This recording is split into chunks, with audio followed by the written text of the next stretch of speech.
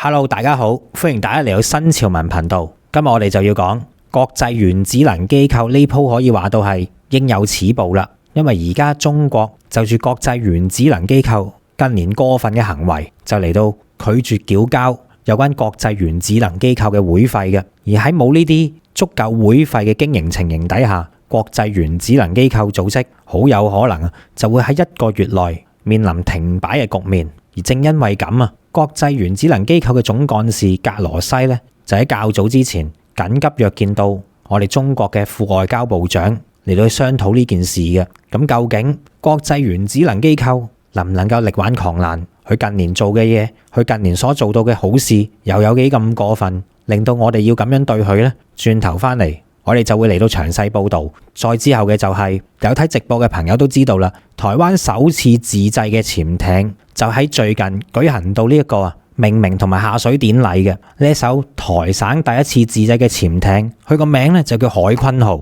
呢個消息原本我哋都唔想再多講噶啦，但係喺近呢幾日台島方面嘅新聞呢，連同埋佢哋嘅官方人士就吹到呢架潛艇天上有地下無，又話到自從有咗呢艘潛艇之後，就可以打破解放軍嘅封鎖戰術，甚至乎可以阻止解放軍前出太平洋，將整個中國嘅海軍封鎖喺第一島鏈等等嘅呢啲講法，究竟又係咪事實呢？嗱，轉頭新潮文咧就會以一個客觀理性嘅角度嚟到專業分析一下，究竟呢一艘潛艇佢嘅能力去到邊度？其實單從佢嘅外形都可以作一個比較專業嘅判斷噶啦。轉頭翻嚟，我哋亦都會講下呢一艘被吹為神級嘅潛艇，究竟佢嘅真實性能係點樣？跟住落嚟，我哋就講下時至今日都仲有啲黃人趁住我哋每逢大時大節嘅時候，尤其係國慶呢啲節日，就走出嚟攞存在感嘅。今次呢個黃人係邊個呢？佢有個外號叫做美國隊長，真名呢叫容偉業。咁轉頭翻嚟，我哋係講下呢個咁嘅美國隊長點樣趁住國慶節日出嚟搞事，最後仲要俾警察拉咗。而另一件事由呢個案情裡面衍生出嚟嘅就係，咁既然拉咗個黃人，咪拉咗個黃人啦。有啲報道好得意嘅喎。有啲新聞媒體呢，唔知係咪要刻意去為呢啲搞事嘅黃人爭取同情感，就會喺報導呢件事情裏面呢，就加鹽加醋。咁我哋轉頭又睇下呢啲媒體點樣加鹽加醋，放大某啲嘢嚟爭取同情感啦。喺節目開始之前做少少呼籲先，喺12月21號至1月2號嘅就會有我哋嘅新潮文雲南之旅嘅。今次呢，我哋就嚟到玩13日，行程內容都係由到我格仔親自設計，係有別於出面嘅旅行團嘅。想報名同埋查詢行程嘅朋友就可以 WhatsApp 過去+85268287447嚟到揾潘小姐查詢行程同埋報名嘅安排。再講一次，係 WhatsApp +85268287447揾潘小姐查詢行程嘅詳情以及係報名嘅事宜嘅。而另外，我亦都會喺今集嘅節目尾段嚟到做一個20多分鐘嘅今次旅程嘅詳細介紹嘅。想知道嘅朋友亦都可以翻到去呢條片裏面最後嘅20多分鐘嚟到了解一下今次由我親自設計嘅呢個團裏面嘅詳情，了解一下今次嘅雲南之旅係一次養生之旅嚟嘅，就特別適合一啲年紀比較大嘅朋友。想知嘅記得睇埋最後嘅20多分鐘影片啦。喺節目開始之前，提大家今晚就有我哋嘅新潮文直播，時間就係禮拜二晚上嘅10點鐘，到時約定同大家見面啦。仲有嘅就係分享、讚好、留言、訂閱新潮文頻道、新潮文2.0頻道同埋我哋嘅 Facebook 專頁。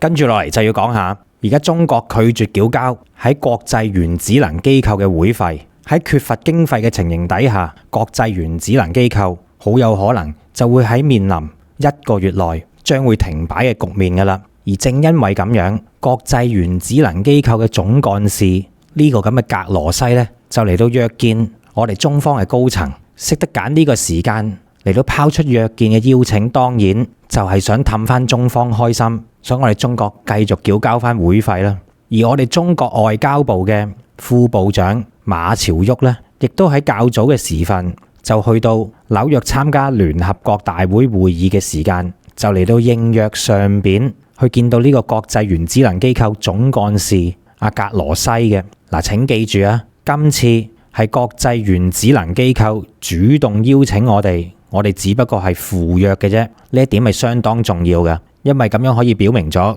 究竟係邊個求邊個。而喺今次嘅附會入面呢，格羅西就立即當場表態，話到會高度重視有關中國嘅立場同埋關切嘅，仲擺到明咁話到國際原子能機構係願意喺核污水排海嘅一事上面呢，就會 keep 住同中方保持緊密嘅溝通同埋合作。睇嚟格羅西都相當清楚知道我哋中方因咩事而唔交會費。不過事情並唔係咁簡單嘅，國際原子能機構搞到今時今日咁，絕對唔係話好似格羅西咁講兩句敷衍中方嘅說話就諗住可以將呢個機構深層次嘅問題解決嘅。嗱，咁現時為止，根據到一啲外媒嘅報道呢，中國暫時仲未繳納大概係6000萬歐元左右嘅國際原子能機構嘅會費嘅。不過講到拖欠會費嘅真正慣犯，當然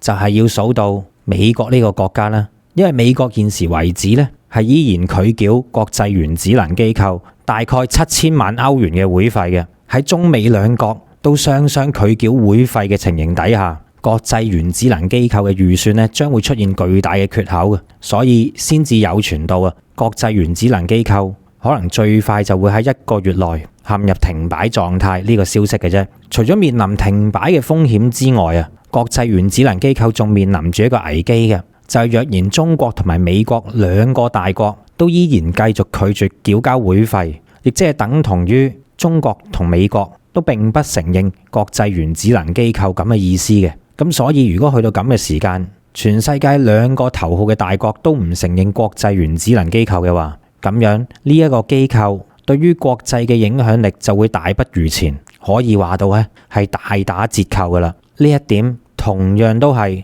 非常之攞命嘅。所以喺呢個時間之前，十分之高傲嘅國際原子能機構組織嘅總幹事格羅西咧，先至咁主動嚟到主動約見我國嘅外交部副部長嘅。不過咁，中國唔繳交呢啲國際原子能機構嘅會費嘅情況呢，同美國就唔一樣。美國呢啲叫賴數啫。點解美國唔交會費？我哋陣間先至再講。我哋而家先講中國點解唔交會費先啦。中國唔交會費嘅原因就係呢個國際原子能機構近年唔單止係日本排放核污水一事係近年好多嘅行為都十分之過分，實在令人係無法忍受嘅。我哋中國作為一個負責任嘅大國，所有嘅聯合國旗下嘅組織，我哋向來莫講話拖欠會費從來都係積極交足會費嘅，根本係唔存在住拖欠同埋唔交會費嘅事情喺以往發生嘅。如果唔係國際原子能機構喺近呢2年嚟越做越過分，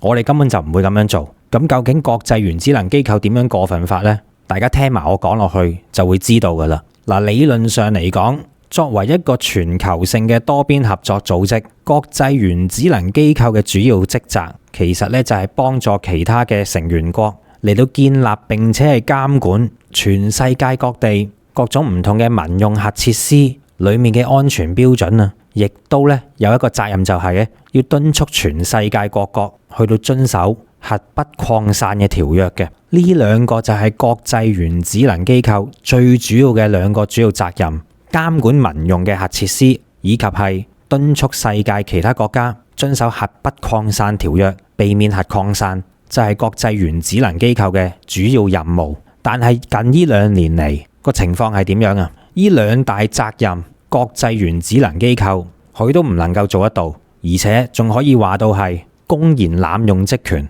首先，關於敦促世界各國遵守核不擴散條約，關於呢一方面，國際原子能機構就夥同美國、英國以及澳洲，亦即係我哋經常聽見嘅 AUKUS 呢個所謂嘅美英澳聯盟入面，國際原子能機構就受到美國、英國同埋澳洲嘅拉攏，當中最主要嘅拉攏對象就係國際原子能機構嘅秘書處。喺私底下嘅拉攏情形底下，國際原子能機構秘書處就私下隱瞞佢旗下嘅國際原子能機構全面保障監督協定嘅第14條，就嚟到將英國、美國兩個國家向到澳洲出口提供核動力潛艇嘅技術，竟然就歸類為並不受於所禁止到嘅核不擴散條約裡面嘅軍事活動。呢個好明顯就係違反咗不擴散核武器條約嘅，連核潛艇都唔算係有違核不擴散條約嘅軍事武器。咁究竟乜嘢先算係啊？所以呢個咁嘅國際原子能機構秘書處都好精嘅，佢就立即將整件事混淆視聽，就將美國同埋英國所提供到俾澳洲嘅核潛艇技術轉個身嚟到包裝成為究竟點樣去監察呢啲俾咗澳洲嘅核潛艇技術，確保佢唔會再向外流嘅問題，完全係偷換概念、混淆視聽嘅。而家問題係你英國同美國唔應該俾核潛艇技術澳洲，因為咁樣係會違反核擴散條約嘅。但係國際原子能機構就將佢打包變身成為點樣將呢一啲俾咗澳洲嘅核潛艇技術去到避免去洩漏俾其他國家，根本完全係兩回事嚟嘅。細心嘅朋友應該都會聽到頭先我講國際原子能機構嘅時候，就加多幾個字喺後面嘅。我哋所講到嘅都係國際原子能機構秘書處。冇錯，由頭到尾就係呢一個秘書處喺未經國際原子能機構大會以及係佢嘅理事會授權情形底下咧，就已經擅自咁樣去到附和美英澳嘅聲明。呢個咧絕對係濫用職權嘅行為。咁國際原子能機構秘書處點解咁大權力，可以彷彿好似毫無任何限制，想點就點呢？其實整件事情係咁樣嘅，整個國際原子能機構佢嘅架構係分成三大部分組成嘅。國際原子能機構係分為成員國大會、理事會以及係秘書處三大部分組成嘅。而其中呢三大部分入面，成員大會以及係理事會先至係國際原子能機構入面嘅決策機構，而秘書處同埋嗰件咁嘅格羅西都只不過係旗下嘅執行機構嚟嘅啫。亦即係話到國際原子能機構秘書處佢嘅上級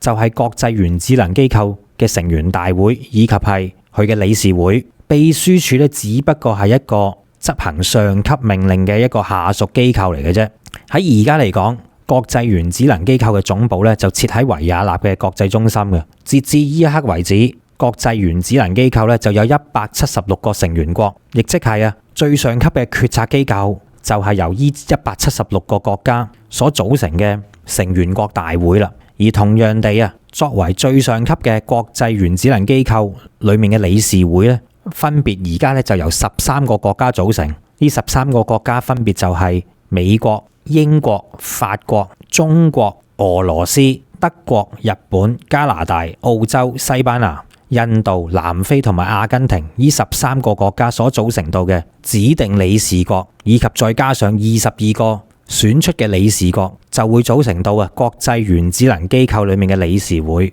一般嚟講咧，理事會先至係終極嘅決策機構。就算連大會嗰邊一般都係只係負責到選舉理事國同埋對新加盟會員國嘅申請同意同埋預算通過嘅啫。所以好明顯喺整個國際原子能機構裏面嘅構成，理事會就係最大嗰個，其次就係大會，之後咧先到執行機構秘書處，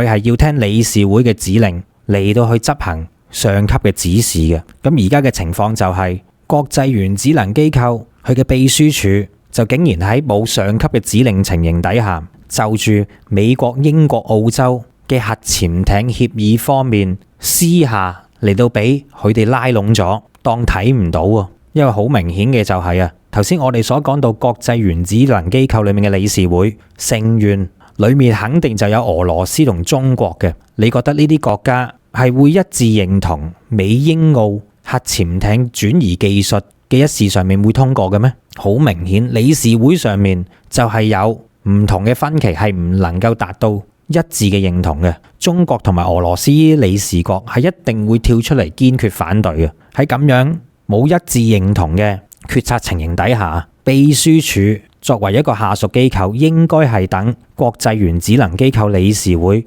所有國大嘅理事國充分協調完啦，達成咗妥協之後啦，先至可以就住呢件事作出決定同埋表態噶嘛。點可以越權噶？用個唔係咁恰當嘅例子嚟到去作為形容嘅話，而家國際原子能機構嘅秘書處同埋理事會之間嘅關係，一個咧就好比係懲教處咁樣，另一個咧就好比係法庭咁樣。咁當然理事會就係指法庭，秘書處嗰邊就係指懲教啦。當一個人犯咗罪，只有喺法庭已經宣判佢有罪嘅情形底下，懲教先能夠執行到法院嘅判決嘅，先至能夠將佢收監判處有期徒刑啊嘛。當然還押就另計，但係而家呢個國際原子能機構秘書處咧，就相當於喺呢條友都仲未判有罪嘅情形底下咧，就已經私下將佢判咗10年有期徒刑或者其他嘅刑罰。總之就係冇等法院宣判佢有咩罪嘅時間咧，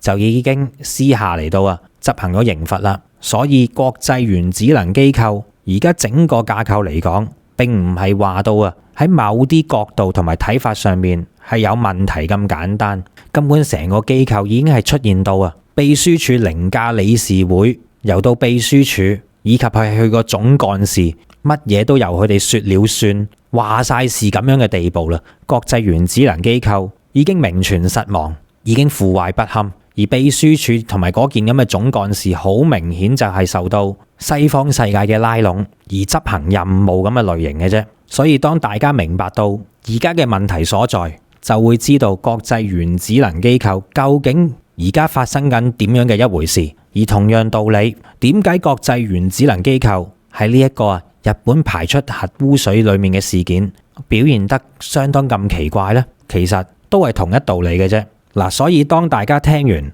呢少少嘅分析以後呢，就會明白到而家發生緊咩一回事喎。當然啦，就有好多政見偏頗分子同埋外國嘅媒體就有心嚟到捏造到，話到呢國際原子能機構裏面嘅專家，亦都包含到中國籍嘅專家，甚至乎係俄羅斯籍嘅專家。所以國際原子能機構所作出嘅決定，都等同於中方同埋俄羅斯方面一致認同咁話。其實大家聽完呢個架構以後，根本就會明白到，唔係話有啲咩國籍嘅專家喺國際原子能機構入面，就代表佢嘅最終判決或者叫最終態度啦。根本完全係兩回事嚟嘅。一個機構裡面有唔同國籍嘅專家都係好正常，但係問題就係，即使呢個機構旗下裡面嘅所有專家係一致認同某一件事都好，其實最終都要交到最上級嘅理事會睇嗰啲報告冇問題啦，然之後各個唔同嘅理事國作出一致認同嘅睇法之後，再交由下面嘅秘書處去執行事情啊嘛，或者係叫做公佈佢哋嘅態度啊嘛。根本有啲咩國籍嘅專家喺入面都唔關事嘅，所以呢啲就係黃人攞嚟混淆視聽嘅一個手法嚟嘅。當然唔單止呢班人，仲有大量反中嘅機構團體、外國媒體咧，都係玩住呢一招嘅。咁究竟而家嚟講，日本排出核污水嘅呢單嘢上面，國際原子能機構又點玩呢？頭先講咗啦，情況就係類似嘅啫。國際原子能機構裡面嘅理事會裡面嘅成員國，肯定係會對日本排出核污水呢件事件裡面咧有唔同睇法嘅。但係偏偏以美國為首嘅一啲西方國家，為咗拉攏日本，就唔顧到全球海洋生態系統嘅安全，同埋全球80億人嘅健康威脅。喺佢哋嘅嗰一方呢，就喺冇經過充分調查同埋合理嘅科學判斷嘅前提底下，就嚟到側埋一邊咁話到日本所排出嘅呢啲核污水係安全嘅，而那邊廂中國同埋俄羅斯等等嘅太平洋國家就嚟到堅決反對日本強行排出核污水嘅方案嘅。嗱，所以大家可以睇到咁樣嘅，先唔好話呢啲核污水係咪安全與否啦，僅從呢個程序問題上面睇，已經係好大問題啦。理事會上面只有少數嘅西方世界國家係會同意呢單嘢嘅，相反，好似中國同埋俄羅斯以及係其他太平洋國家喺理事會上面一定企硬，係唔會同意日本排出核污水嘅。咁亦即係話到理事會上面根本就冇一個統一嘅決定嘅。而好似中國同埋俄羅斯呢啲國家都一直喺度高聲疾呼咁講到若然要做出一個統一決定，就要讓到所有利益關係方都要嚟到有份參加到監測日本所排出嘅呢啲核污水上面所攞到嘅數據，而且仲要係長期監測嘅，咁樣呢，先至能夠作出統一嘅決定。咁好啦，理事會依刻未有決定嘅，但係作為下級執行者嘅國際原子能機構秘書處就偏偏呢越過上級，連個結果都唔等啦，就私底下響應日本嘅呼籲，無啦啦咧就非常之主動地去到當地做咗一啲所謂嘅調查，跟住咧喺做完呢啲所謂嘅調查以後咧，就自說自話，話到咧 OK 啦，冇問題啦，調查結果一切都冇問題。日本嘅呢一啲所排出嘅核污水咧，我俾個建議同評級佢，就係能夠排放。喂大佬，就算你係私底下，當你係主動同積極地啊，去到日本進行呢啲核污水嘅調查，咁嗰份調查報告你都應該拎出嚟，交翻俾你嘅上級，亦即係理事會嗰度，俾到所有嘅成員國一齊去睇嗰份報告，究竟係咪啊一份合理嘅報告？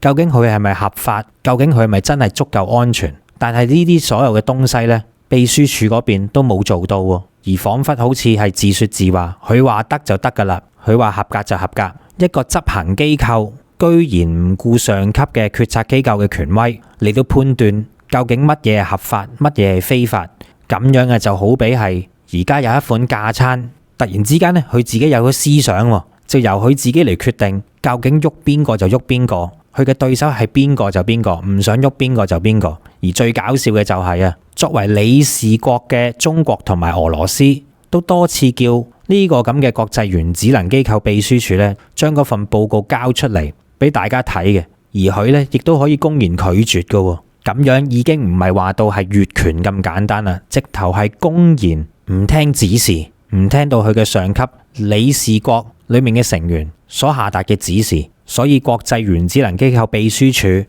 好明顯已經係一權獨大噶啦，而且係非法嗰一隻添。其實國際原子能機構之所以喺之前大家都肯交會費，就係因為全世界咁多個國家都承認呢個機構應該咧就係可以幫助到全球監管同埋確保安全嘅一個公共平台嚟嘅。換句話嚟講，大家交會費，即係相信到呢個機構對所有嘅成員國嘅自身利益都係有利嘅。如果唔係交會費嚟做乜呢？但係而家國際原子能機構秘書處已經唔理理事會嘅決策，只係一味咁配合到美國同埋佢嘅盟友所俾到嘅指示同埋指令，實際上就將呢個機構已經變成咗係西方私有化嘅嘢啦。咁樣就變相係大家出錢嚟到維持國際原子能機構嘅運行。但係實質上呢，呢個機構只係為到西方世界、老美啊等等嘅呢一啲國家嘅利益而服務。最好笑嘅就係，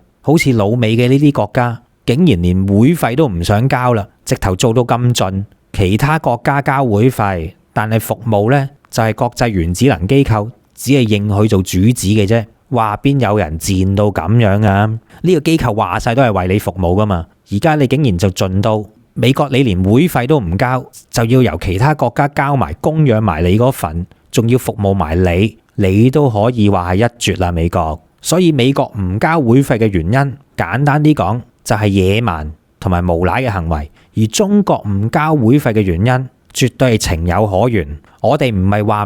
永遠唔交會費落去，只不過起碼都要有個答案，究竟你國際原子能機構秘書處係聽美國人講嘅，定係聽理事會講嘅呢？喺未有呢個答案之前，我哋都係唔會再交會費嘅。呢一切都係你國際原子能機構嘅總幹事格羅西咎由自取嘅。雖然如今啊呢個咁嘅格羅西呢，就當住我哋中國副外交部長嘅面呢，就嚟到向我哋中方承諾，嚟緊呢，就唔會再忽視中國嘅關切以及係要求噶啦。但係好明顯，佢咁樣講啊，都係為咗要中國盡快繳交會費，避免國際原子能機構因為缺乏經費而停擺嘅啫。其實佢都係冇正面回應到關於中方嘅關切嘅。如果佢真係有心咁樣做嘅話，好應該就拎啲實際行動出嚟，唔係淨係得把口啦。嗱，現在國際原子能機構雖然喺日本話就話已經建立咗一個監測嘅機制，但係呢個監測機制都係冇意義嘅。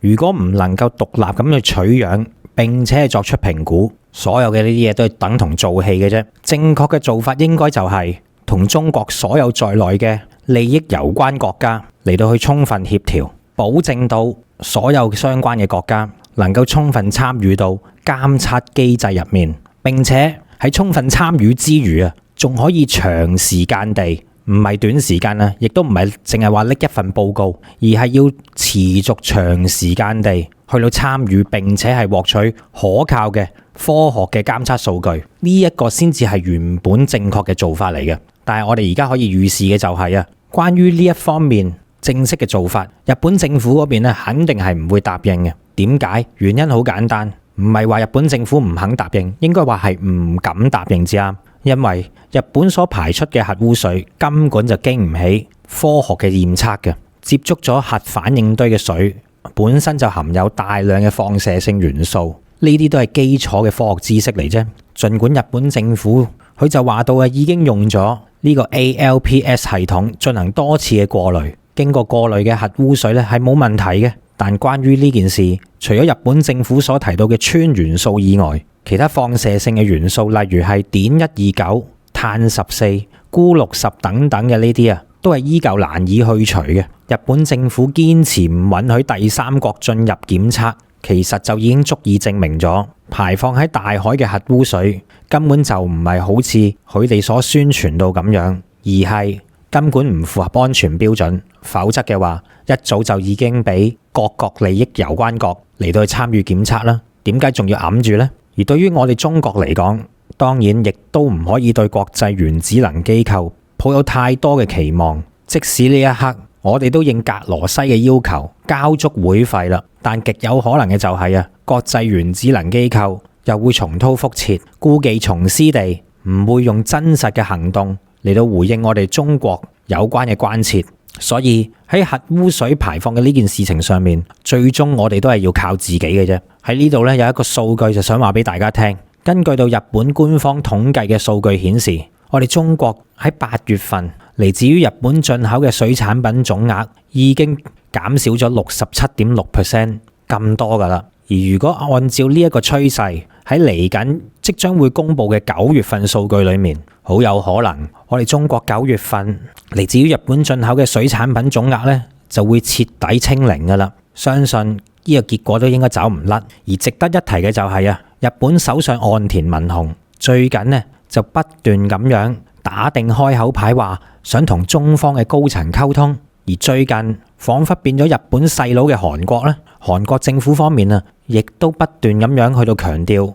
要促成中日韓三國峰會嘅機制嘅恢復。嗱，關於呢個中日韓三國峰會機制咧，我哋有機會再會喺嚟緊嘅節目再講下究竟係咩嘅一回事嘅。但係呢度首先要講嘅就係，如果解決唔到現有嘅問題同埋矛盾，即使係日本方面能夠同中國重新對話，即使係中日韓三國峰會機制得以恢復都好，其實都係做樣居多嘅啫，實質效果都唔會太大嘅。嗱，我哋中國就已經講得好清楚噶啦，究竟我哋需要啲乜嘢？就正如我哋嘅外交部副部長馬朝旭面對住格羅西已經講得好清楚，究竟我哋中國需要啲乜嘢？副部長馬朝旭佢就咁樣講嘅：日本政府無視包括中國在內嘅國際社會反對聲音，亦都唔理到啊國際社會普遍嘅質疑，執意推動核污水排海計劃。對於呢一樣嘢，中方方面咧係堅決反對嘅。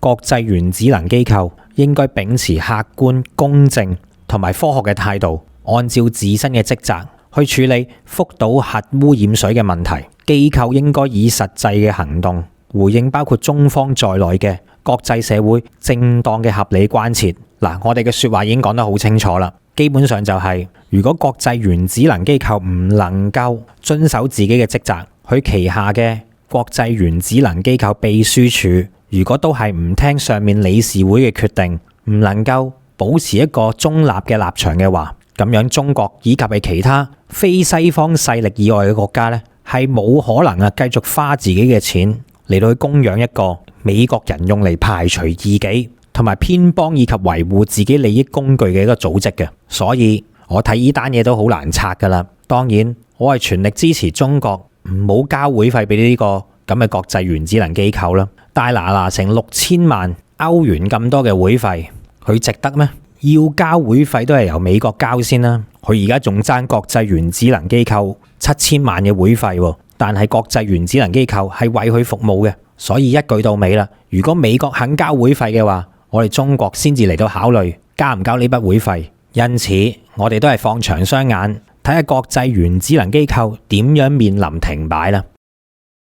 再之後嘅就係最近有一單軍事上嘅新聞咧，就好受到兩岸嘅關注嘅。呢單新聞就係喺直播嘅時候都講過，就係由到台省當局咧就嚟到宣布到，佢首次就有一艘台省自製嘅潛艇嘅原型艦咧就嚟到正式誕生嘅。呢艘原型艦咧就被稱之為海鯤號喎。而呢艘台製嘅自製潛艇就喺9月28日就喺台船高雄廠區咧舉行咗命名同埋下水典禮嘅。而根據報道，呢艘潛艇喺28號落水測試之後咧，預計就會喺10月1號就展開到呢個泊港嘅測試，再之後咧就會連同埋測試嘅隊伍正式展開出海嘅測試嘅。預計喺2024年底之前咧就會將首架台省自製嘅潛艇交付俾台省海軍嗰度使用嘅。正因為呢個消息，當呢艘潛艇都未正式落水啫，台灣當局以及台軍嗰方面呢，就已經飄然吹牛吹到上天啦。台省製造潛艇嘅項目小組召集人、台軍嘅前參謀長黃曙光仲喺日前表示到，佢話希望咧喺2025年就能夠完成3艘台省自製潛艇嘅計劃，而喺2027年咧仲要達成4艘潛艇入役嘅目標嘅。特別係呢個咁嘅黃曙光咧，仲揚言講到，佢哋台省軍隊必須要有足夠嘅潛艇同埋水面兵力嚟到防止解放軍嘅艦艇喺武統台省嘅時候咧，就嚟到去兜到去台灣東部或者東南部嘅海域嘅，咁樣咧先至能夠避免到台省被解放軍完全封起上嚟。就話到咧，有咗呢啲潛艇之後就係突破解放軍包圍戰術嘅利器，避免到台省到時四面楚歌咁話嘅。而且佢仲大膽咁講到一旦呢個戰術成功，仲可以將解放軍限制喺第一島鏈，令到解放軍呢唔能夠順利咁樣去到前出去到西太平洋嘅海域噶。哇！真係聽到呢一個講法都未免吹牛吹得太過犀利啩。不但止可以實現突破解放軍包圍台島嘅呢個戰術，仲可以限制埋解放軍唔俾佢出西太平洋，困佢喺第一島鏈，都未免有少少開玩笑係嘛？當然台省方面佢實際嚟講咧，自己嘅心裏有數嘅。究竟點樣阻擋大陸方面嘅統一呢？佢就明白到，只依靠到佢台省嘅空軍同埋海軍咧，根本就擋唔住嘅。以現有嘅裝備，亦都係不堪一擊，所以台省咧近年嚟都不斷咁積極去發展嗰啲所謂嘅不對等、不對稱嘅戰術嘅。以往嚟講，喺我哋大陸呢一邊都仲未係發展得好好，經濟仲未上升起飛嘅時間。2000年前，我哋為咗對抗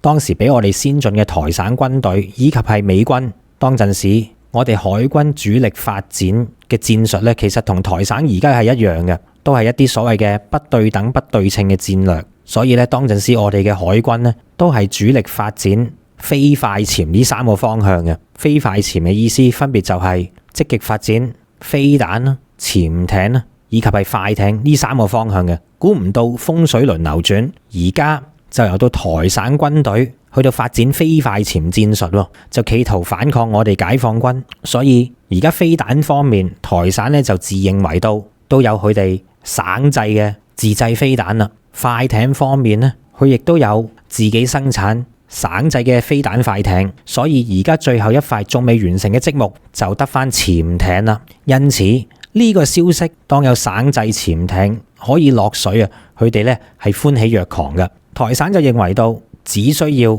有埋水下力量嘅潛艇嘅補足就足以能夠反制解放軍。既然飛彈又有，快艇又有，淨係撐潛艇啫。所以台省方面亦都不惜咁樣去用咗10多年嘅時間嚟到整一艘所謂嘅自製潛艇。喺之前呢，台省就已經積極招標到全世界唔同嘅國家，去到想賣呢啲常規動力嘅潛艇俾佢嘅。當然啦，台省嘅第一軍售國就係美國。美國當陣時咧，亦都收到嚟自於台省嘅要求，話到咧要幫台省去製造一艘全新嘅常規動力潛艇嘅。但只可惜嘅就係美國一早就冇製造常規動力潛艇好耐噶啦。美國所有嘅潛艇都係核動力嘅，若然唔係嘅話，美國早就買咗潛艇俾台省啦。放眼呢個世界，全世界各個國家，除咗美國夠膽公然賣架撐俾台省之外咧，喺近年嚟我相信都冇一個國家去到夠膽公然賣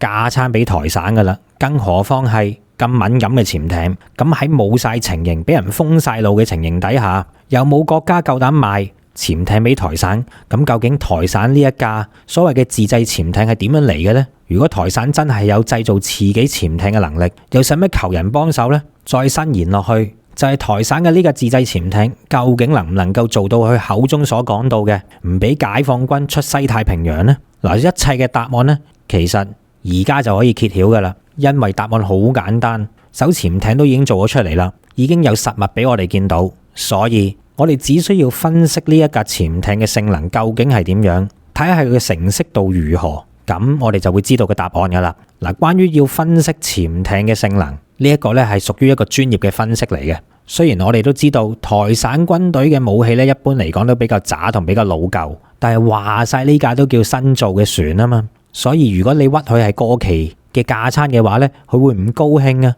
我哋而家咧就嚟一個專業嘅詳細分析，嚟到公平咁講下，究竟呢架台省嘅自製潛艇究竟有冇佢口中講到咁犀利，定還是係一個擺設，甚至乎係一件垃圾呢？我哋好快就會清楚噶啦。嗱，過去咧台省嘅潛艇咧都係非常之落後嘅。台省嘅潛艇現役嚟講咧，就總共有4艘潛艇入面，其中2艘咧就係嚟自於美國喺2次大戰年代所建造嘅潛艇。嗱，台省方面咧就稱之為海獅級潛艇。大家冇聽錯，呢2艘潛艇嘅建造年代咧，真係喺2次大戰年代嘅。一艘咧就由到美國朴茨茅夫海軍造船廠喺1943年建造嘅，而另外一艘咧就係由到美國費城鐵箍造船廠喺1943年所建造嘅。2艘艦建造嘅年份都係1943年。2艘船咧喺台省方面分別被命名為海獅號同埋海豹號。真係想講邊一隻海獅或者邊一隻海豹可以由1943年生存到而家2023年，成80年咁耐啊！海豹同海獅邊有80歲咁長命㗎？所以話到咧，呢2艘由2次大戰年代所生產嘅柴電潛艇咧，其實等同於係廢物同垃圾。呢個講法咧係一啲都唔過分嘅。咁好啦，撇開呢2艘近乎係垃圾級別嘅潛艇咧，台省方面而家現役咧仲有另外2隻潛艇嘅。呢2隻潛艇咧喺台省方面就被稱之為劍龍級嘅潛艇。嗱，雖然劍龍級潛艇比起頭先前2艘潛艇嚟講咧，都十分之後生，起碼都唔會去到2次大戰年代先啦。呢2艘嘅潛艇咧，其實就係由到台省透過美國對台軍售嘅方案，然之後咧再由美國轉交呢份訂單去到荷蘭嗰邊，就喺80年代嘅時候拍板為到台省去到建造嘅潛艇嚟嘅啫。簡單啲講，呢2艘年代比較冇咁遠久、比較先進嘅劍龍級潛艇呢，其實就係一艘80年代製嘅荷蘭潛艇。時至今日，呢2艘荷蘭製嘅80年代潛艇呢，都已經係顯得相當之老舊，但係咧都總好過冇，咁樣解嘅啫。所以大家應該就了解到台省軍隊之前喺潛艇方面究竟有幾咁落後、幾咁渣啦。因此佢哋有咗新潛艇之後呢，嗰個開心程度簡直就可以有如脫韁野馬一樣，係史無前例地咁興奮嘅。但係新造嘅自製潛艇係咪一定代表先進嘅呢？真係冇比較就冇傷害。遠嘅唔好講啦，亦都唔好用常規嘅潛艇去比較我哋嘅核潛艇或者全世界嘅核潛艇。我哋一於就攞翻常規動力潛艇嚟到比較常規動力嘅。咁既然唔好講遠嘅，就一於對比翻我哋兩岸之間嘅常規動力潛艇啊。以而家大陸最常見嘅現役常規潛艇，亦都係數量最多嘅，就要數到係我哋大陸呢一邊嘅原級常規動力潛艇啦。原級常規動力潛艇，佢嘅代號咧就叫030A，當然仲有佢嘅改良版039B 同埋039C 嘅，當中就以 B 型嘅生產為之最多，全部咧都已經係現役落水噶啦。如果相比起我哋數量最多嘅039B 型原級常規動力潛艇比起上嚟，台省嘅呢一款潛艇啊，都起碼落後一個檔次。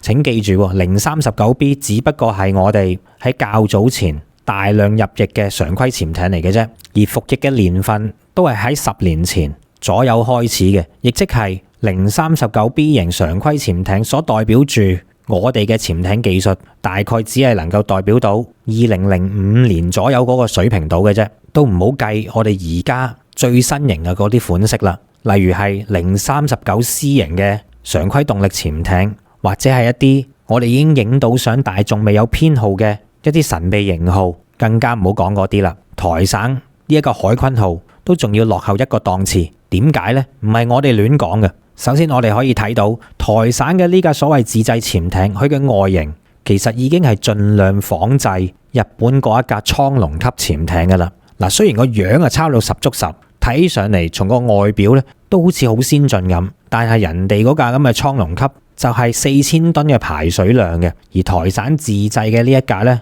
頂到盡啊都係2000零噸出頭多少少嘅啫。金管喺個噸位上面啊就同日本蒼龍級潛艇就已經差咗好多，甚至乎比起我哋喺2000年所服役到嘅宋級潛艇個噸位咧仲要爭啲。當然唔係又話佢嘅新版細小就睇小佢，而係實質嘅指標。雖然佢樣就十足十日本蒼龍級潛艇，但係從佢所公布到嘅照片，我哋可以睇到台省嘅呢一架自製潛艇，佢第一個劣勢就已經從佢嘅照片上面曝咗光啦。呢艘潛艇唔好講佢造型凹凹凸凸，好似都唔平口咁樣。先講呢艘潛艇根本就冇鋪設到啊！而家所有潛艇都會所鋪設到嘅燒聲瓦，一架連燒聲瓦都冇鋪設嘅潛艇，我真係唔敢想像佢係一艘近代生產嘅一艘潛艇嚟嘅。而家稍為好一啲嘅潛艇啊，都為咗降低佢嘅噪音，都會喺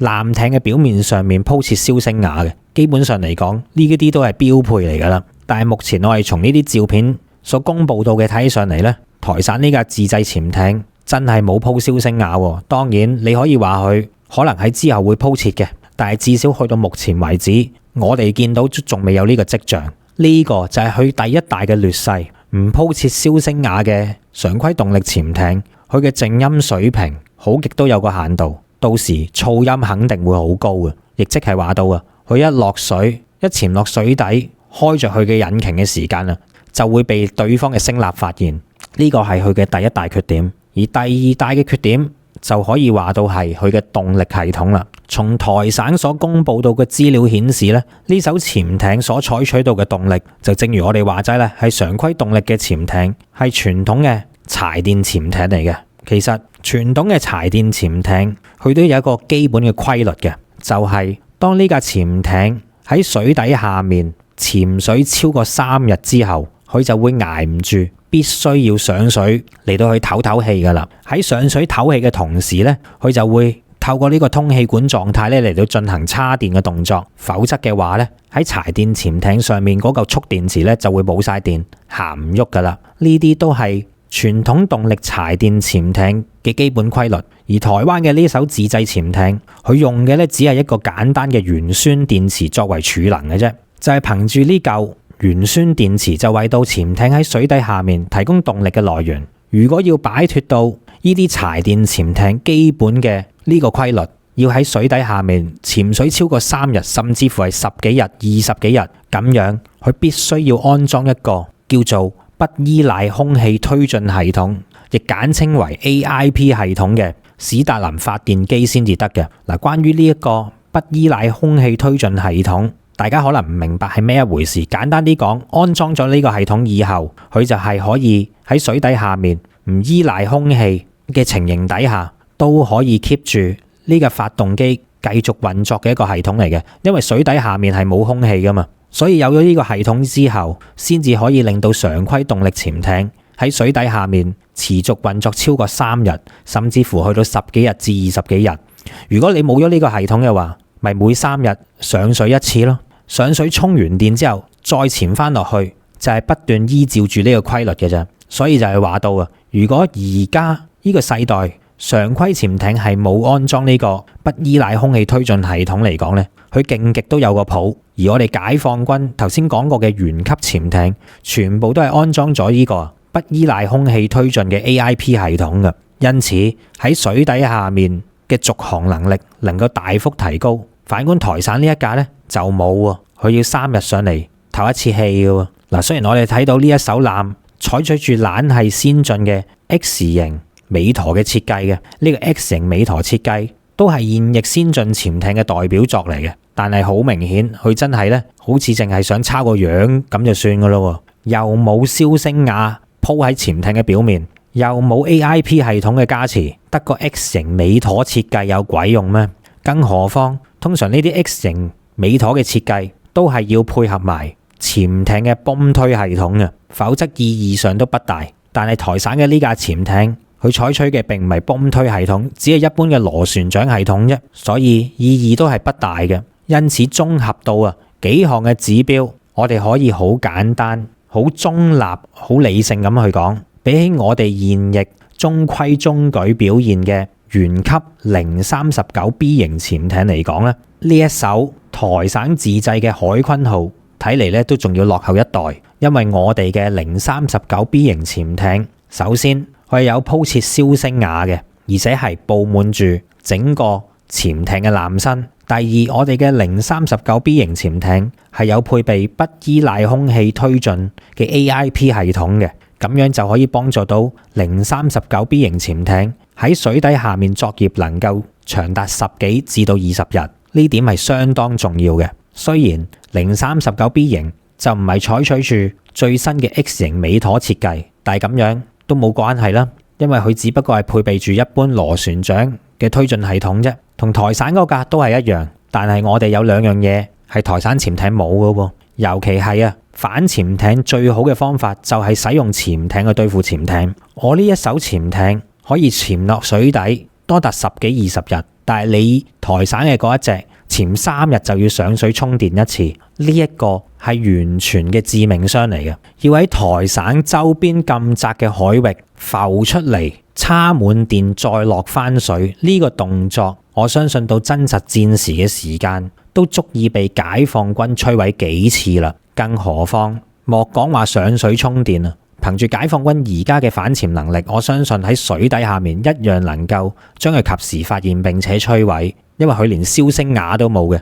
噪音咁大，好難唔被發現㗎喎。OK， 撇開呢啲性能唔計啦，不如講下戰術運用嘅層面上面啊。到真正打仗嘅時間，究竟呢啲兵力能唔能夠用喺戰場上面都好難講。嗱，台省咧一直以嚟都有一個壞心思嘅計劃，佢一直咧都係想嚟到去打造一個隱蔽嘅場所，嚟到將自己啲潛艇收埋喺台省東部嘅。台省喺台灣東部所秘密建成嘅呢個秘密潛艇基地咧，就有一個計劃名稱嘅，佢個名就叫做安東工程計劃。呢個安東工程計劃目的咧就係喺台省東部某一個位就揾一個洞窟，喺裏面咧挖下挖下，好似嗰一首歌咁樣挖下挖下，挖深佢嚟到挖到落水底，咁樣咧就可以俾到呢啲潛艇由水底裏面咧直接捐入個山窿度，就作為佢呢個秘密嘅潛艇基地，係唔需要令到啲潛艇浮上水都可以進出呢個秘密潛艇基地嘅。咁當然佢都可以選擇由水上嘅嗰啲山窿度過嘅。嗱，雖然聽起上嚟呢個位於地下洞窟嘅潛艇基地聽起上嚟真係唔錯喎，咁隱蔽，但係你要知道嘅就係喺呢個洞窟上面都會有其他嘅建築物嘅。整個潛艇基地嘅位置，大陸亦都係知道嘅，因為喺你呢個潛艇基地嘅上層就有其他建築物，例如係一啲電廠一啲為到修理潛艇嘅車間庫同埋一啲為潛艇補給嘅彈藥庫等等。我哋唔需要將你呢個地下洞窟摧毀嘅，一旦將你潛艇基地附近類似頭先我哋講到嘅嗰啲電廠彈藥庫維修車間嚟到去摧毀嘅時候，其實亦即係等同你依架潛艇所屬嘅基地被摧毀，係冇乜分別嘅。咁到時你呢艘潛艇咧就冇咗持續作戰嘅能力噶啦。咁即係換句話嚟講，去到真正打仗嘅時間，你仲選擇出去作戰啊？你連自己嘅巢穴都保唔住喎。如果呢啲潛艇一旦喺戰時嘅時候選擇出去執行作戰任務，咁亦都係意味住佢哋一出咗去之後就冇基地可以再返，因為到時嗰個潛艇基地咧都被摧毀咗啦。就算我當佢打晒上層嘅嗰啲建築，當佢喺嗰個洞窟裏面嗰啲泊位冇被摧毀，有一定嘅補給能力都好啊。咁到時好簡單啫，嗰啲洞窟嘅位置我哋大概都知啦，唔需要用導彈去到深深打入呢啲洞窟嘅，只需要我喺呢啲洞窟嘅出口嚟到佈置水雷，或者用其他嘅潛艇嚟到碼實晒喺你嘅潛艇基地附近，咁樣嚟到去封鎖你呢個潛艇基地，其實亦都係可以嘅。最緊要嘅就係我哋嘅潛艇數量足夠咁樣做，而且我哋嘅常規潛艇潛喺水底下面嘅時間遠比你高，更何況我哋仲有核潛艇添。所以到咗真正開戰嘅時間，其實仲有好多唔同嘅戰術嚟到對付台省新製嘅呢啲潛艇，以及係台省新製造嘅隱蔽式潛艇基地安東工程計劃嘅。當然到咗真正開戰嘅時間，我哋唔係話就能夠可以完全忽視呢啲新製潛艇對我哋嘅危害，佢嘅危害始終都有一定性嘅，但係絕對唔會好似台省島內宣傳咁講到，能夠阻隔大陸嘅水面艦艇同埋潛艇去到台省東部活動，甚至乎啊係可以阻擋解放軍前出西太平洋呢啲誇張說法咯。有關以上嘅作用，其實呢啲新造潛艇都係唔能夠達得到嘅。而且仲有一點顯得上可以話係最大嘅破綻。嗱，按照呢個台省嘅國防院，即係我哋叫做省防院啦，或者叫省防部啦，佢嘅一個研究所嘅講法咧，就話到啊，如果台省要擁有到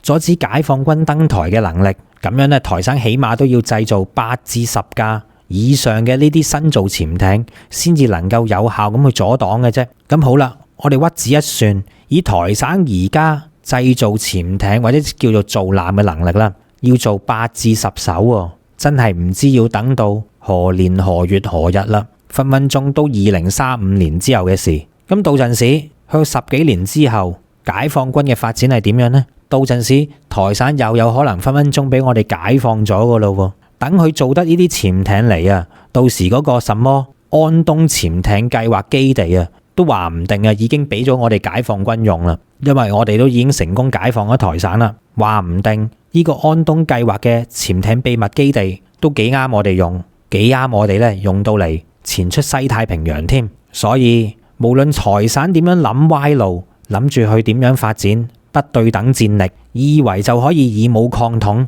其實講到尾，面對住解放軍壓倒性嘅優勢，呢條路始終都係冇得行嘅。而家佢所面臨嘅係喺未來經濟第一、軍力嚟講未來係世界第二嘅一個對手，只有擁抱統一，台省咧先至有未來嘅，就無謂喺度作出一啲不必要嘅抵抗啦。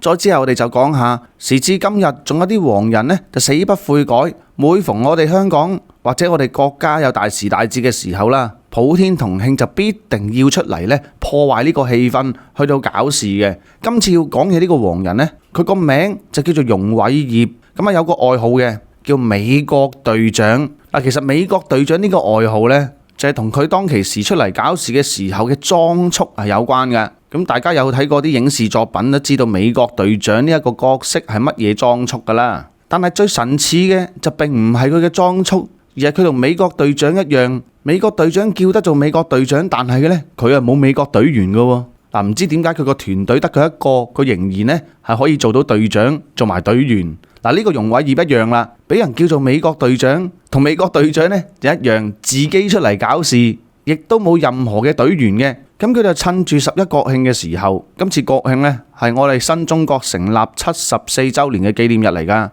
呢個普天同慶嘅大日子，警方都為咗提防有人搞事，喺香港各區布防上面呢加重咗警力，嚴陣以待噶啦。據數字所顯示到啊，國慶當日警方係部署咗7500個警力喺各區。咁呢一個呢有美國隊長之稱嘅容偉業呢，佢就下晝5點嘅時候出現咗喺銅鑼灣 Sogo 百貨門口嘅。佢一出現咁啊，在場已經有一啲便衣嘅警員，咦，察覺到有個咁嘅人喎，因為點解察覺到佢呢？其實佢係並不是着住呢個美國隊長嘅衣服，而係着住嗰件咧香港加油嘅衣服。當然啦，嗰件香港加油嘅衣服就黑衫嚟嘅。咁一見到有人着住呢件衫呢，大家都知佢咩立場噶啦。而呢個容偉業美國隊長更加唔止着咗嗰件衫，仲要手持一束白花，仲要高舉嗰束白花。咁啊，警察見到咁嘅情況，就梗係過去查下佢啦，即係俗稱嘅鬥下佢。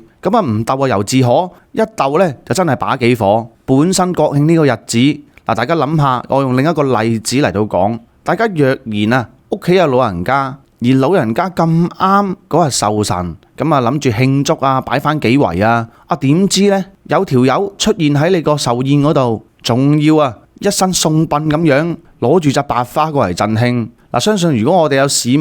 係擺壽宴遇到呢件事嘅話呢，此類過嚟贈慶嘅物體呢，就必然會豬頭喇叭嘴咁樣噶啦，俾人揼到。咁但係警察都冇揼佢嘅，咁啊話明係鬥佢，梗係問下佢點解會出現喺呢度啊，同埋睇下佢身份證啊咁樣啦。因為警察係絕對有權喺街頭上面嚟到截查任何人嘅身份證明文件嘅，呢一個呢係香港法律所賦予到警察嘅權力嚟嘅。咁所有人嘅 common sense 都知道，如果警察截查我哋，而我哋不能夠出示身份證明文件嘅話，就必定咧要帶翻去警署嗰度核實身份噶。因為點知你係咪 II 啊？意思即是話非法入境者啊，或者點知你係咪啲受緊通緝嘅人士啊？喂，但係呢個容偉業唔出示身份證喎，拒絕合作喎，仲要係對住警察嚟到講餵語，期間仲要情緒激動。佢講餵語嘅嗰啲説話呢，其實大概就係點樣呢？就唔係一兩句嘅餵語説話嚟㗎，喺期間同警察發生咗持續一段嘅口角。呢啲人點解會同警察發生口角呢？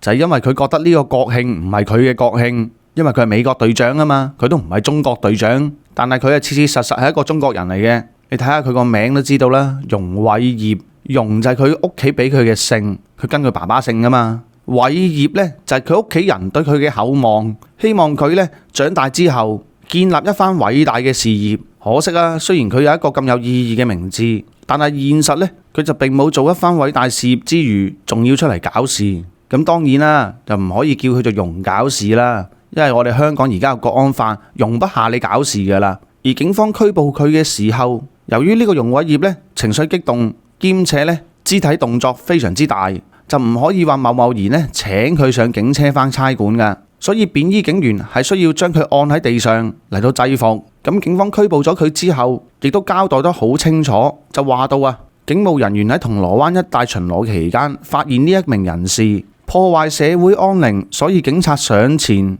截查佢，同埋發出警告。但係呢個人呢拒絕合作，咁所以警察就以呢喺公眾地方行為不檢以及阻差辦公嚟到拘捕呢一名嘅男子嘅。咁啊，事件亦都係交代得清清楚楚。點解警察要拘捕佢啊？佢做咗啲乜嘢事情出嚟啊？不過好得意嘅，有啲媒體嘅報道呢，就非常之刻意突出某個方向，就好似一個呢英文字加數字媒體。咁嗰個媒體都可以話到啊，係現時我哋香港最多人睇嘅新聞媒體嚟㗎啦。佢哋喺報導呢件事情嘅時候，就唔知點解呢，一定要強調呢個被捕嘅容偉業係患有一啲呢自己閉住自己嘅症狀㗎喎。咁呢個症狀同佢被捕有乜關係啫？係咪想咁樣講就嚟影射到呢？喂，警察係恰緊一個有自己閉住自己嗰啲症狀嘅人士，又或者啊，想為佢嘅行為嚟到開脫。佢之所以呢做啲咁激嘅行為，因為啊，佢有自己被閉住自己嘅症狀呢啲嘢嘅。我又唔見你報道下其他案件嘅時候講下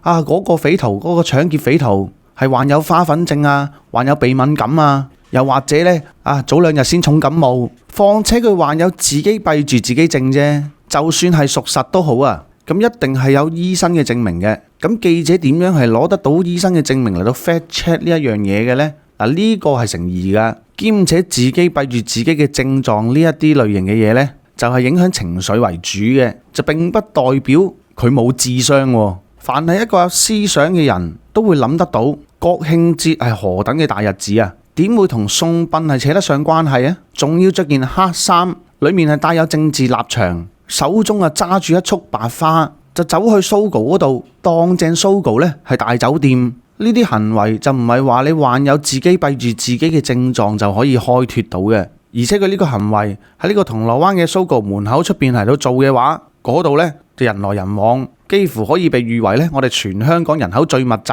嘅一條街道嚟噶啦，又有本地人又有遊客。再講啊，之前都試過7·1嘅時候，有條友喺度吉警察噶嘛，咁佢而家仲做呢啲行為，其實變相就係煽動咗嗰啲呢想出嚟搞事、有心出嚟搞事，但係又未出到嚟嘅人。如果佢今日嘅呢個行為係唔需要負上法律責任嘅話，咁將來就會有更多呢一類人。我話自己有自己閉住自己嘅症狀，我就專程呢所有節日大時大節啦，就走出去 Sogo 門口，就耀武揚威嚟到着住佢哋嗰種顏色立場嘅衣服。如果係咁樣嘅話，就會俾到嗰個立場嘅人再次有機會呢嚟凝聚佢哋嘅搞事力量噶啦。咁所以而家就算媒體報道到佢有嗰啲咩自己閉住自己症呢，將來他日上到法庭都唔應該係佢求情嘅藉口嚟嘅，因為呢一個症狀啊，攞嚟做求情嘅藉口，真係仲衰過同法官講冇啊，點解我會去銅鑼灣搞事？因為我有香港腳咯，咁咪行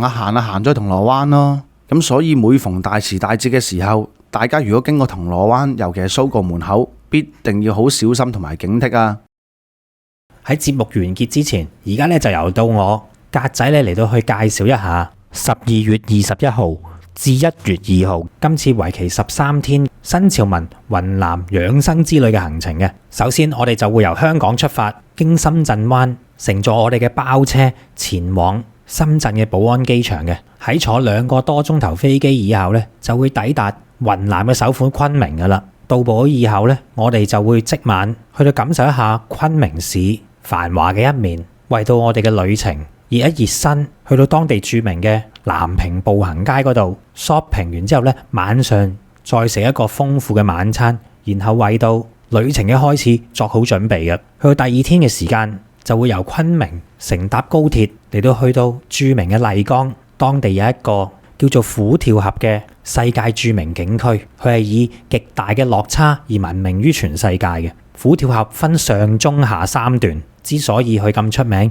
就係因為峽谷中間呢就係長江嘅上游金沙江，而兩岸呢就係玉龍同埋哈巴2大雪山，所以當長江水衝到去呢2大座山嘅中間嘅時間呢，就會形成咗個急轉彎，加上江面最窄處只有20-30米，喺咁大嘅落差同埋咁窄嘅環境底下，就會造成到江水奔騰洶湧，喺虎跳峽兩岸安全地欣賞到呢個長江第一灣，以及係附近嘅景區景色，就係我哋第2天嘅行程啦。去到第3日，我哋就會去到玉龍雪山嘅景區。由於今次係一次養生之旅，所以咧我哋就並唔會爬到咁高嘅地方嘅。趕到嚟呢個時間，參觀玉龍雪山景區嘅雲杉坪就啱晒我哋啦。佢個海拔唔算太高，但係依然可以喺雲杉坪裏面欣賞到整個玉龍雪山景區嘅景色。再加上喺附近擁有到玉龍雪山嘅雪水所融化到嘅藍月谷，池水清澈見底，而且帶有一股夢幻般嘅藍色，係非常之震撼眼球嘅。喺佢嘅附近亦都有東方棉花堡之稱嘅白水台。睇過白水台嘅朋友，從此就唔需要遠赴歐洲土耳其嚟到欣賞類似嘅地貌，因為我哋中國嘅呢個白水台比起土耳其棉花堡係更加有過之而無不及咁靚嘅。之後呢，我哋亦都會去到金海寺，同埋如果大家有留意我哋影片嘅話，經常咧都會睇到個背景係熟口熟面嘅。呢一個我哋新潮文經常都用到嘅背景呢，就係呢個黑龍潭公園。今次呢，我哋亦都會去到當地參觀嘅。俾得我哋成日攞嚟做背景，當然佢景色係有翻咁上下靚，所以我哋先會採用啦。之後去到第3日麗江嘅晚上，我哋就會欣賞到呢個麗江千古情嘅大型歌舞表演嘅。有別於一般嘅大型歌舞表演，佢係將高科技手段融合喺現代以及係傳統一新嘅歌舞劇入面，透過咁樣嘅形式嚟到表達到麗江1000年嘅歷史同埋傳說，就啱晒啦。好多嘅觀眾反映到都係非常之精彩嘅。去到第4天，我哋繼續會留喺麗江，因為景點多到玩都玩唔晒嘅關係第4天嘅早上呢，我哋就會嚟到悠閒嘅麗江古城嘅南部，嚟到參觀歷代麗江穆氏土司嘅府邸嘅。呢座府邸亦稱為木府，由於佢係古城裡面嘅地標，所以咧仲吸引咗好多電視同埋影視作品喺呢度取景，例如有電視劇《木虎風雲》以及係錢王嘅劇組咧嚟到前嚟拍攝嘅。之後咧我哋就會轉移到古城嘅另一方，去到四方街嗰度啊，去到俾大家感受一下麗江古城嘅鬧市。呢度曾經係茶馬古道上面嘅交易中心，喺明清時期已經係雲南商貿嘅樞紐嚟㗎啦。嗱，講到嚟呢度咧，都係第4日嘅熱身行程嚟嘅啫，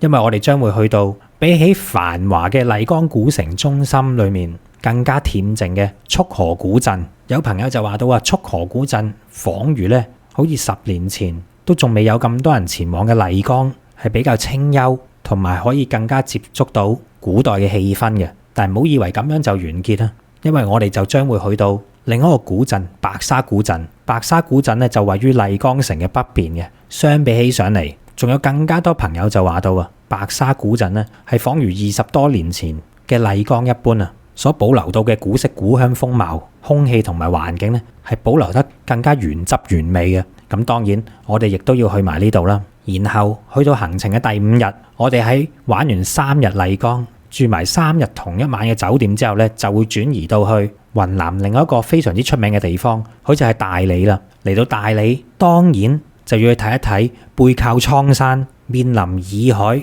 大理嘅地標象徵，亦都係擁有到1000年歷史喺當地非常之雄偉嘅建築物之一嘅崇聖寺三塔文化旅遊區啦。喺呢度咧，我哋就會乘坐索道，亦即係纜車嚟到前往青碧溪、蒼山大峽谷，嚟到欣賞中國最大嘅象棋棋盤、俯仰洱海同埋崇聖寺三塔嘅整個環境非常之美不勝收。之後第6日，我哋亦都會繼續喺大理嘅，要深入認識大理，當然要去到大理嘅博物館啦。喺大理博物館，我哋就能夠睇到當年嘅大理國裡面嘅一段歷史，同埋欣賞到好多大理國嘅文物嘅。之後咧，我哋就會去到雙廊古鎮嚟到影翻幾張靚相。古鎮裡面咧係充滿住歷史文藝以及清新嘅氣息，加上佢係背靠洱海，環境十分之美麗嘅。然後咧，我哋就會去到大理嘅張家花園嚟到欣賞呢個繼承咗白族民居特色、既細緻又精美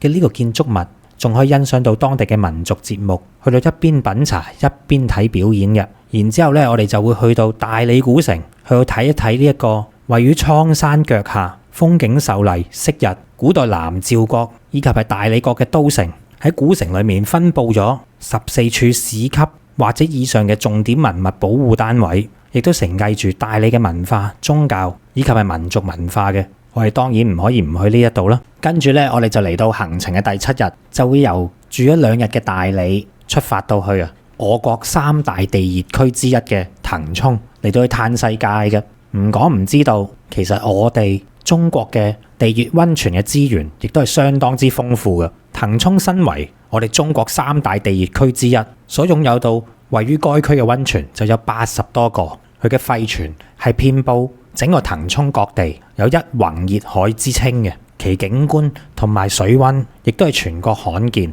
由於騰衝佔到我哋中國已知嘅溫泉數量差唔多成1/4咁多，當然我哋係要集中火力嚟到去感受一下啦。一到達騰衝嘅時間我哋就嚟到參觀當地非常之出名嘅騰衝火山熱海景區。呢度咧係一個國家5A 最頂級嘅景區嚟噶。之後咧當然唔係齋睇啦，我哋仲要感受。我哋咧就會去到當地嘅一個最豪華嘅5星級溫泉——騰衝嘅和順柏巒溫泉嗰度浸溫泉。嗱，如果大家咧只係曾經去過類似日本等等嘅呢啲地方浸溫泉嘅話，咁就一定要試下屬於我哋中國人嘅溫泉究竟係點樣噶啦。當中嘅質量絕對係值得我哋自豪同埋光榮嘅。屬於我哋中國人嘅溫泉絕對唔差得過日本嗰啲嘅。喺浸完溫泉、食完牛肉火鍋當晚一覺醒來，去到第8天，我哋就會出發到去參觀芒市嘅猛獾大金塔嗰度。嗱，由於呢笪地方咧已經係差唔多去到中國與緬甸之間嘅邊界啦，所以當地嘅建築物咧亦都好有東南亞嘅色彩嘅。以猛獾大金塔咁去計，佢係屬於我哋中國其中一個少數民族傣族所設計嘅皇宮建築風格嚟嘅。猛獾大金塔佢嘅外表金光閃閃、雄偉高大，係當地芒市嘅標誌性建築，亦都係當地傣族人民嘅聖地嚟嘅。而與之對比嘅有金，當然有銀啦。喺佢嘅隔離，亦都有猛換銀塔。當中呢座銀塔係以純白為咗基調嘅，有好多人就形容到啊，猛換銀塔直頭睇起上嚟啊，好似假嘅一樣，影相咧係特別出眾嘅。兩座塔，一座金，一座銀，喺色彩上面咧形成鮮明嘅對比。喺嚟到接近東南亞嘅地方，當然啊，亦都要去到當地嘅孟巴拿西珍奇園嗰度啊，嚟到見識一下全國少見嘅大量古樹木，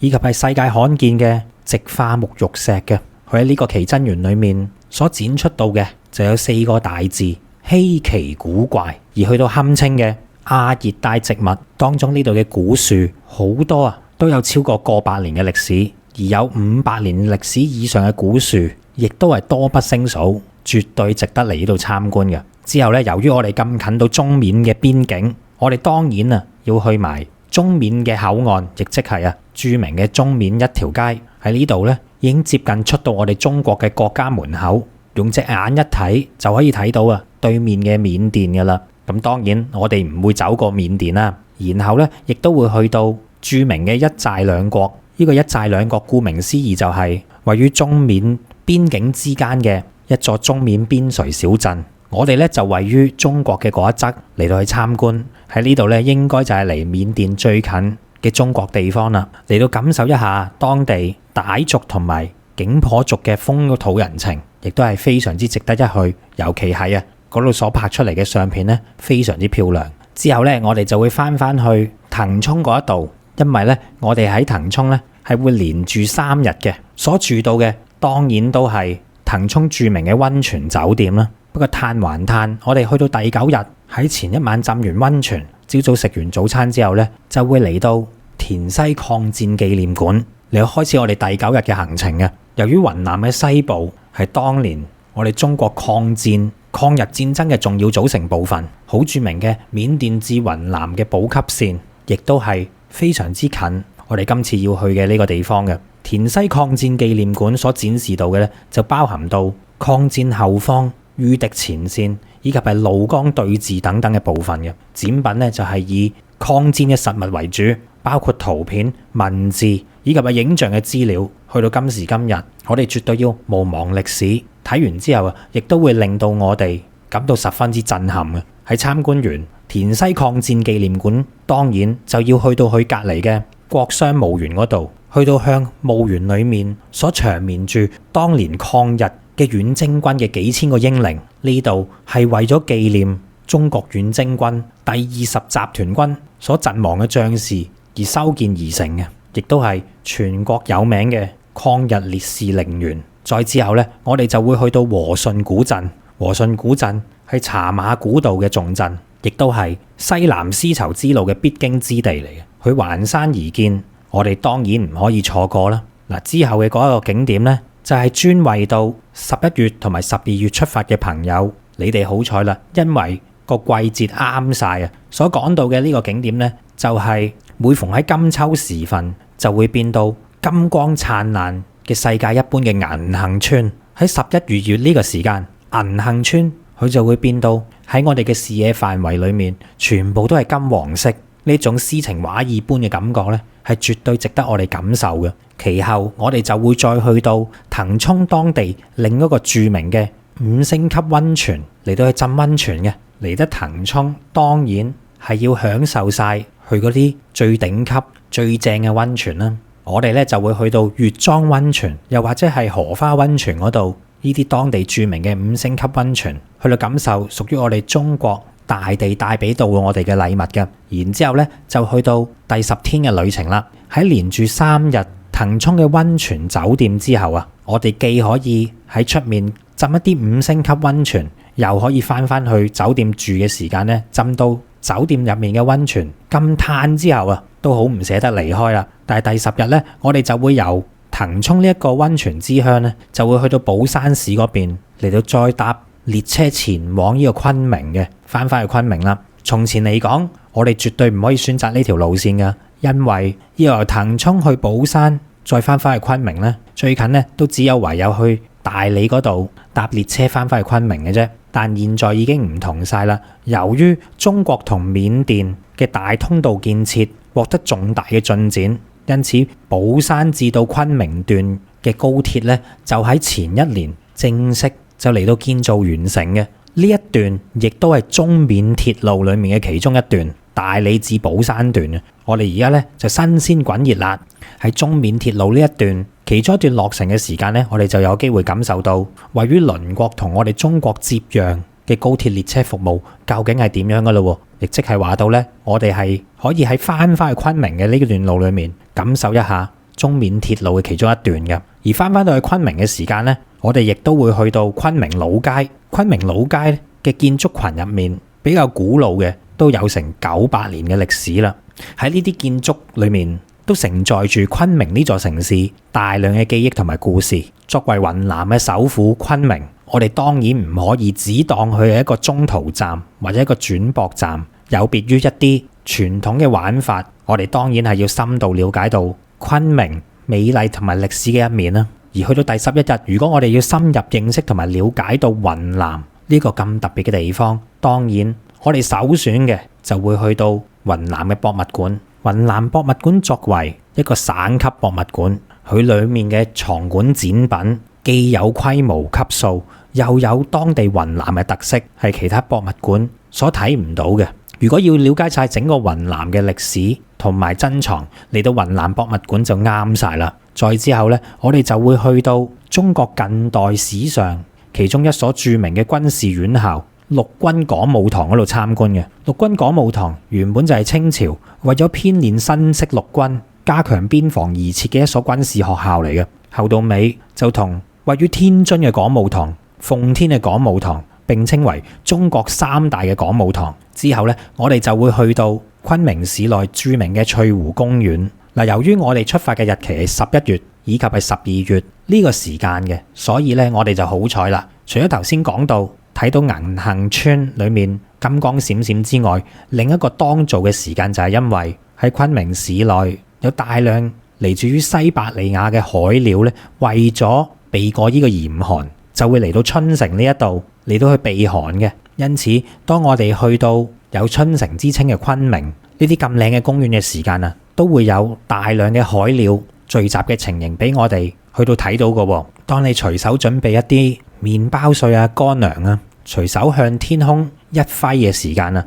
就會可以惹嚟海鳥嘅啄食嘅。大家咧亦都不妨去到雲南嘅呢啲公園啊，去到餵下海鳥都仲得㗎。加上當地呢啲公園嘅風景十分之漂亮，絕對咧可以影得出一張你心目中想要嘅靚相嘅。之後嚟到行程嘅第12日，既然親近得動物嘅話，倒不如就去埋著名嘅昆明動物園嗰度參觀仲好啦。昆明動物園出晒名，係一個體驗相當之好嘅動物園嚟嘅，全國都聞名嘅。喺裡面呢就有雲南嘅野生亞洲象，當然亦都唔少得作為鎮館之寶嘅大熊貓啦。喺園內面各式其式嘅動物都可以去到近距離進行互動，甚至乎係觸摸嘅。然後我哋亦都會去到另一個昆明市內著名嘅公園海壩公園嘅。再之後咧就會感受一下昆明當地嘅一個5星級溫泉益豪城堡溫泉，嚟到放鬆一下，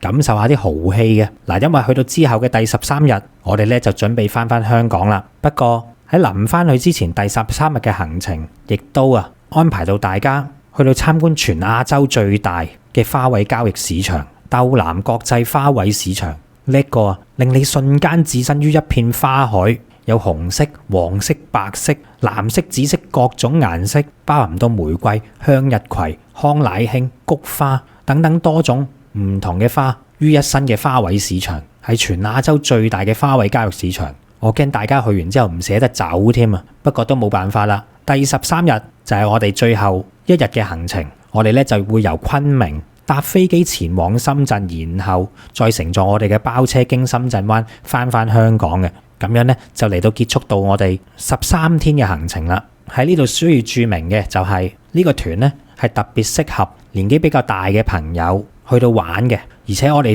喺行程裡面所坐嘅到嘅旅遊巴都係我哋俗稱嘅飛機椅旅遊巴。喺我調教到整個行程嘅時間咧，亦都係就住年紀有翻咁上下嘅朋友去到度身訂造嘅，所以大家會見到留喺同一笪地方嘅日子會比較耐啲、嘆啲、腳步放得慢啲、輕鬆啲嘅。有興趣嘅朋友就快啲聯絡 WhatsApp +85268287447揾潘小姐報名同埋查詢行程。再講一次，係 WhatsApp +85268287447揾潘小姐報名同埋查詢行程。一旦決定咗，手腳要快啦，因為我哋新潮文嘅新潮之旅咧，從來報名速度同埋滿額嘅速度咧都係好快嘅。喺呢度咧要講聲唔好意思先，希望大家會中意我格仔親自設計嘅呢個行程。咁好啦，今日我哋嘅直播時間咧就嚟到呢一度，我哋下次再見，拜拜。